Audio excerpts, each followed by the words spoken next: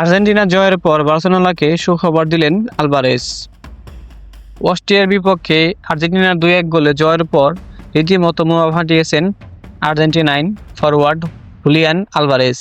সে বোমাতে সবচেয়ে বেশি আনন্দ হয়েছে বোধহয় বার্সেলোনায়।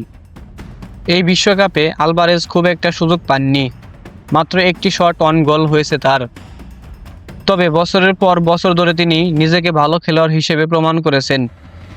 এই মৌসুমে আতলেতিকোর হয়ে 22টি ম্যাচ শুরু থেকে এবং মোট 29টি ম্যাচ খেলেছেন তিনি।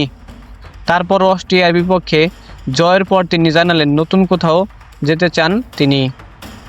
আলভারেজ বলেন, এখন এই বিষয়ে কথা বলার সময় না, তবে আমি লুকাতেও পারবো না বা মান ধরতেও পারবো না।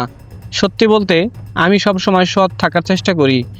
ক্লাবের মানুষদের সাথে যাদের সাথে কথা বলা দরকার ছিল তাদের সাথে সৎভাবে কথা বলেছি। এক সাংবাদিক তাকে জিজ্ঞেস করেন তিনি কি সত্যি ক্লাব ছাড়তে চান।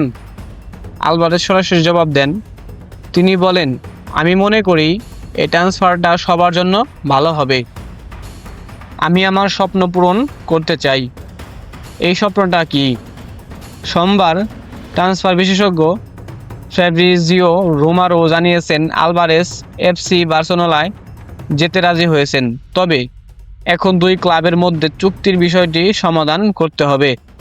আতলেতিকো ইতিমধ্যেই 26 বছর বয়সী আলভারেজের জন্য $10 কোটি একটি প্রস্তাব প্রত্যাখ্যান করেছেন।